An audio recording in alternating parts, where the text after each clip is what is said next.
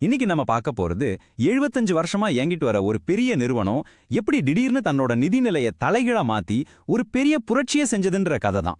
வாங்க ஏபிபி இந்தியாவோட இந்த ஆச்சரியமான பயணத்தை பத்தி விரிவா பார்க்கலாம்.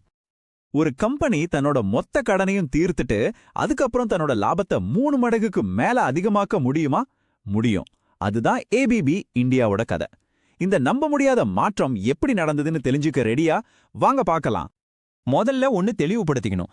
நாம இங்க ஏதோ ஒரு புது ஸ்டார்ட் அப் பத்தி பேசல. இது இந்தியாவோட தொழில்துறையில 75 வருஷமா ஆழமா வேரூண்டி நிக்கிற ஒரு ஜாம்பவான். அதோட பயணத்தை ஒரு சின்ன பார்வை பார்த்திடலாம். இந்த நிறுவனத்தோட பயணத்தை பாருங்க. 1949ல ஆரம்பிச்சு பல வருஷங்களா வளர்ந்துட்டே வந்தாலும் 2018ல தான் உண்மையான ஆட்டமே ஆரம்பிச்சிருக்கு. இத்தனை வருஷ பாரம்பரியத்துக்கு பிறகு அந்த ஒரு வருஷத்துல அப்படி என்னதான் நடந்தது? இப்போ நாம கதையோட மிக முக்கியமான கட்டத்துக்கு வர்றோம். அதாவது அந்த மாபெரும் நிதிநிலை திருப்பம். 2018ஆம் வருஷத்துல ஏபிபியோட கணக்கு புத்தகத்துல ஒரு பெரிய மாற்றம் நடந்திருக்கு. அது என்னன்னு இப்ப நம்ம பார்க்க போறோம். இந்த நம்பர்ஸ பாருங்க. 2017ல 608 கோடி ரூபாய் கடனோட இருந்த ஒரு நிறுவனம் அடுத்த ஒரே வருஷத்துல அதோட கடனை வெறும் 7 கோடி ரூபாயா குறைச்சிருக்கு. அடேங்கப்பா, நம்ப முடியல இல்லையா? ஒரே வருஷத்துல கிட்டத்தட்ட கடனே இல்லாத கம்பெனியா மாறி இருக்கு. இது எதேச்சையா நடந்த ஒரு விஷயம் இல்ல. கடந்த 9 வருஷமா ஏபிபி ஒவ்வொரு வருஷமும் சராசரியா தன்னோட கடனை 20% குறைச்சிட்டே வந்திருக்காங்க. இது அவங்களோட தெளிவான திட்டமிடலையும் உறுதியான நிதி ஒழுக்கத்தையும் காட்டுது. சரி, கடன் குறைஞ்சா என்ன ஆகும்? லாபம் ராக்கெட் மாதிரி மேல போகும். இதோ பாருங்க, வெறும் 4 வருஷத்துல செயல்பாட்டு லாப வரம்பு 5% 19% உயர்ந்திருக்கு. இது 3 மடங்குக்கும் மேலான வளர்ச்சி. கடன் சுமை இல்லாததால வர்ற வருமானம் நேரடியா லாபமா மாறுது. மொத்தத்துல என்னன்னா, இது ஏதோ ஒரு சின்ன மாற்றம் கிடையாது. இது அந்த கம்பெனியோட நிதி அடையாளத்தையே மொத்தமா மாத்தி கடனை நம்பியிருந்த ஒரு நிறுவனத்தை ஒரு பணத்தை உருவாக்கும் இயந்திரமா மாத்தின ஒரு முழுமையான உருமாற்றம். இந்த மாற்றம் எப்படி நடந்துச்சுன்னு பார்த்தோம். ஆனா எந்த துறை இந்த வளர்ச்சியை முன்னாடி இருந்து கொண்டு போகுது? வாங்க ஏபிபியோட வளர்ச்சி இயந்திரத்துக்குள்ள போய் அதோட உண்மையான சக்தி எங்கிருந்து வருதுன்னு ஆராய்வோம்.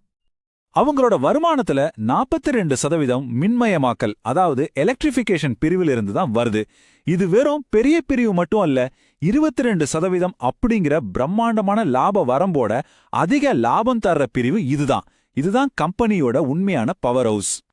இந்த கம்பெனிக்கு பின்னாடி யார் இருக்கா? உலகளாவிய ஏபிபி குழுமம் 75% பங்குகளை வச்சிருக்காங்க. இது ஒரு பெரிய பலம். நிறுவனத்துக்கு ஒரு வலுவான நீண்டகால ஆதரவும் ஒரு ஸ்திரத்தன்மையும் இது கொடுக்குது. ஆபியோட வெற்றிக்கும் இந்தியாவோட வளர்ச்சிக்கும் ஒரு நேரடி தொடர்பு இருக்கு. அவங்களோட 90% வருமானம் இந்திய சந்தையிலிருந்து தான் வருது. இதனால லாபமும் அதிகம். இப்போ கையில கிட்டத்தட்ட 9,900 கோடி ரூபாய்க்கு ஆர்டர் இருக்கு. எதிர்கால வருமானமும் பிரகாசமா இருக்கு. ஓகே, நம்பர்ஸ் எல்லாம் சூப்பரா இருக்கு. ஆனா கம்பெனியோட தரம் எப்படி இருக்கு? இந்த வளர்ச்சி தற்காலிகமானதா இல்ல இதுக்கு ஒரு வலுவான அடித்தளம் இருக்கா? இத நாம ஒரு புகழ்பெற்ற முதலீட்டாளரோட முறையை பயன்படுத்தி மதிப்பிடலாம். வாங்க. புகழ்பெற்ற முதலீட்டாளர் பிலிப் ஃபிஷரோட சரிபார்ப்பு பட்டியல்ல ஏபிபி இந்தியா அசத்துது. முக்கியமா கடன் மேலாண்மை, லாப வரம்புகள், மேலாண்மை நேர்மை இதிலெல்லாம் முழு மதிப்பெண் வாங்கியிருக்கு. மொத்த மதிப்பெண் 94.7%. இது ஒரு அசாதாரணமான ஸ்கோர். இந்த பகுப்பாய்வோட சுருக்கம் என்ன சொல்லுதுன்னா, இது 10 மடங்கு வளரக்கூடிய தகுதிகள் கொண்ட ஒரு உயர்தரமான நிறுவனம். இது நிறுவனத்தோட அடிப்படை எவ்வளவு வலுவா இருக்குங்கிறத காட்டுது. நிறுவனம் ரொம்ப சிறந்ததுன்னு நல்லாவே தெரியுது. ஆனா ஒரு முதலீட்டாளரா நமக்கு ஒரு முக்கியமான கேள்வி இருக்கு. இந்த தரத்துக்கு நாம என்ன விலை கொடுக்கணும்? இந்த ஸ்டாக்கை வாங்குறது சரியா? வாங்க அதோட மதிப்பீட்டை பாப்போம். சந்தை ஏபிபியோட தரத்தை நல்லாவே அங்கீகரிச்சிருக்கு.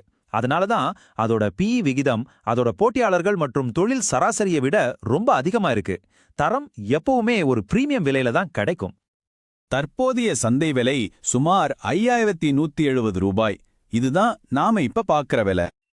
ஆனா அந்த நிறுவனத்தோட எதிர்கால பணப்புழக்கத்தை வச்சு கணக்கிட்டா அதோட உண்மையான உள்ளார்ந்த மதிப்பு வெறும் 2,497 ரூபாய் தான். சந்தை விலைக்கும் உண்மையான மதிப்புக்கும் இடையே ஒரு பெரிய இடைவெளி இருக்கு.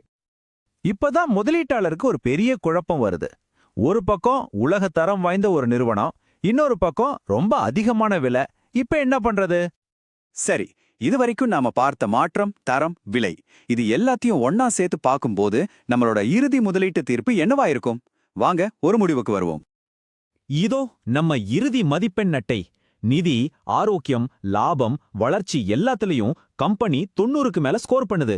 ஆனா அந்த அதிக விலை காரணமா மதிப்பீடுல ஸ்கோர் 70 தான். அதனாலதான் ஒட்டுமொத்த மதிப்பெண் கொஞ்சம் குறையுது.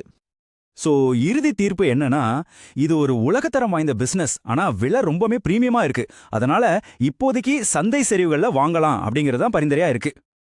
கடைசியா நான் உங்களை இந்த ஒரு கேள்வியோட விட்டுட்டு போறேன். 39% ROCE, தெளிவான வளர்ச்சி பாதைன்னு இருக்கிற ஒரு சூப்பரான கம்பெனிக்கு விலை ஒரு பொருட்டே இல்லையா? தரத்துக்காக எந்த விலையும் கொடுக்கலாமா? இல்ல மதிப்பும் முக்கியமா? யோசிச்சு பாருங்க.